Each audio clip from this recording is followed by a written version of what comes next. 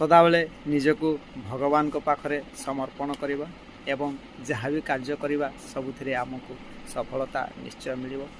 ଯେକୌଣସି ବି କାର୍ଯ୍ୟ କରନ୍ତୁ ନା କାହିଁକି ନିଜକୁ ସଦାବେଳେ ଭଗବାନଙ୍କ ପାଖରେ ସମର୍ପଣ କରିବା, ମନରୁ ଗର୍ବ ଅହଙ୍କାର ଭାବକୁ ଦୂରେଇ ଦେବା।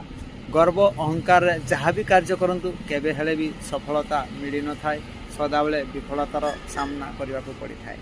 ତ ଆମେ ଯେତେବେଳେ ଯେକୌଣସି କାର୍ଯ୍ୟ କରୁ ସମସ୍ତ କାର୍ଯ୍ୟରେ ଭଗବାନଙ୍କ ପାଖରେ ନିଜକୁ ସମର୍ପଣ କରିଦେବା ଏବଂ ଯାହା ବି ଆମେ କାର୍ଯ୍ୟ କରୁଛେ ସବୁ ଭଗବାନଙ୍କର ଇଚ୍ଛାରେ ହେଉଛି, ସବୁ ଭଗବାନ ହିଁ କରିବେ, ସବୁ ଭଗବାନଙ୍କ ପାଖରେ ଛାଡ଼ିଦେବା ଏବଂ ଆମେ ନିଜର କାର୍ଯ୍ୟ ପାଖରେ ଆଗେଇ ଯିବା। ଦେଖିବେ ସଫଳତା ନିଶ୍ଚୟ ଅର୍ଜନ କରିବେ। ଯଦି ଆପଣମାନଙ୍କୁ ମୋ ଭିଡ଼ିଓଟି ଭଲ ଲାଗୁଥାଏ ତାହେଲେ ଗୋଟିଏ ଲାଇକ୍ କରନ୍ତୁ ଏବଂ ମୋର ଇନଷ୍ଟାଗ୍ରାମ ଚ୍ୟାନେଲକୁ ମଧ୍ୟ ଫଲୋ କରନ୍ତୁ। ମୁଁ ଆପଣଙ୍କର ପ୍ରିୟ ଗଣେଶ ସାହୁ ଏବଂ ମୋର ବିଶ୍ୱଶ୍ରୀ ଫୁଟୱେର୍ ନାମରେ ମଧ୍ୟ ନାମିତ। ବିଶ୍ୱଶ୍ରୀ ଫୁଟୱେର୍ କିମ୍ବା ଗଣେଶ ସାହୁ ଯେକୌଣସି ନାମରେ ମୋର ଚ୍ୟାନେଲ୍ ଅଛି, ଆପଣ ସେଇ ଇନଷ୍ଟାଗ୍ରାମ ଚ୍ୟାନେଲକୁ ଯାଇ ମୋତେ ଫଲୋ ମଧ୍ୟ କରିପାରିବେ।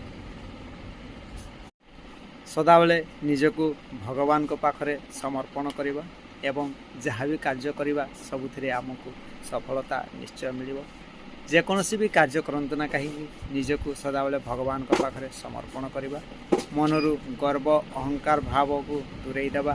ଗର୍ବ ଅହଙ୍କାରରେ ଯାହା ବି କାର୍ଯ୍ୟ କରନ୍ତୁ କେବେ ହେଲେ ବି ସଫଳତା ମିଳିନଥାଏ, ସଦାବେଳେ ବିଫଳତାର ସାମ୍ନା କରିବାକୁ ପଡ଼ିଥାଏ। ତ ଆମେ ଯେତେବେଳେ ଯେକୌଣସି କାର୍ଯ୍ୟ କରୁ ସମସ୍ତ କାର୍ଯ୍ୟରେ ଭଗବାନଙ୍କ ପାଖରେ ନିଜକୁ ସମର୍ପଣ କରିଦେବା ଏବଂ ଯାହା ବି ଆମେ କାର୍ଯ୍ୟ କରୁଛେ ସବୁ ଭଗବାନଙ୍କର ଇଚ୍ଛାରେ ହେଉଛି, ସବୁ ଭଗବାନ ହିଁ କରିବେ, ସବୁ ଭଗବାନଙ୍କ ପାଖରେ ଛାଡ଼ିଦେବା ଏବଂ ଆମେ ନିଜର କାର୍ଯ୍ୟ ପାଖରେ ଆଗେଇ ଯିବା। ଦେଖିବେ ସଫଳତା ନିଶ୍ଚୟ ଅର୍ଜନ କରିବେ। ଯଦି ଆପଣମାନଙ୍କୁ ମୋ ଭିଡ଼ିଓଟି ଭଲ ଲାଗୁଥାଏ ତାହେଲେ ଗୋଟିଏ ଲାଇକ୍ କରନ୍ତୁ ଏବଂ ମୋର ଇନଷ୍ଟାଗ୍ରାମ ଚ୍ୟାନେଲକୁ ମଧ୍ୟ ଫଲୋ କରନ୍ତୁ। ମୁଁ ଆପଣଙ୍କର ପ୍ରିୟ ଗଣେଶ ସାହୁ ଏବଂ ମୋର ବିଶ୍ୱଶ୍ରୀ ଫୁଟୱେର୍ ନାମରେ ମଧ୍ୟ ନାମିତ। ବିଶ୍ୱଶ୍ରୀ ଫୁଟୱେର୍ କିମ୍ବା ଗଣେଶ ସାହୁ ଯେକୌଣସି ନାମରେ ମୋର ଚ୍ୟାନେଲ୍ ଅଛି, ଆପଣ ସେଇ ଇନଷ୍ଟାଗ୍ରାମ ଚ୍ୟାନେଲକୁ ଯାଇ ମୋତେ ଫଲୋ ମଧ୍ୟ କରିପାରିବେ।